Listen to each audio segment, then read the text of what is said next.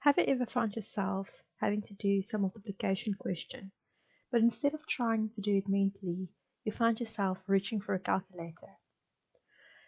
Today I'm going to show you a method which I call the alternative multiplication method. This method involves quite a few steps, but it makes it easy and very quick to solve any multiplication question you can think of. Hi, I am Marinda from Simplifying School. Let's have a look at this incredible method. We'll start off with something easy, something everyone who knows the timetables should know. This one will be 7 times 8. The very first step that we have to look at is whether the numbers we are working with is closest to 10, 100 or 1000.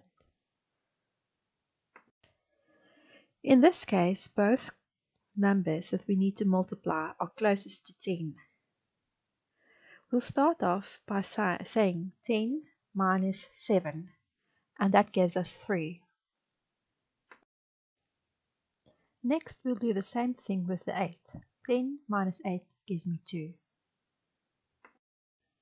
The next step requires of us to take the first number that we needed to multiply minus the number that we got when we said 10 minus the second number. So in this case, it would be 7 minus 2. For the very last step, we need to multiply the two numbers that we jotted down at the bottom. In this case, 3 times 2. This will give me 6. So I'll write the 6 next to the 5 that I got in the previous step. It's as easy as that. So our answer for 7 times 8 is 56. Now while this might look like quite a long procedure, quite a long method for something as simple as 7 times 8, it is much easier for big numbers. Let's have a look at the next one.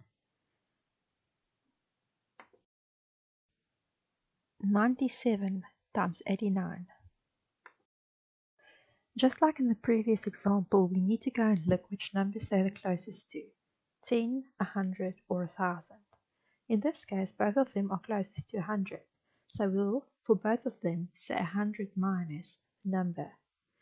100 minus 97 is 3, and 100 minus 89 is 11. In the next step, we'll subtract 11 from 97. 97 minus 11 gives me 86. For the very last step, we need to multiply the two numbers that we've jotted down at the bottom. 3 times 11. 3 times 11 gives me 33. I'll write the 33 right next to the 86. So my final answer would be 8,633. As you can see, this method is rather useful for big numbers that are not included in the standard multiplication tables that we learn at school. Feel free to try it out on other numbers. Make sure to like this video and subscribe to our channel to see what we will be uploading next.